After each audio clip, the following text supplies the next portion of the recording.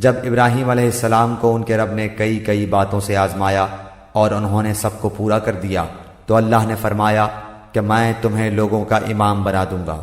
अर्ज करने लगे, और मेरी औलाद को? फरमाया, मेरा वादा जालिमों से नहीं।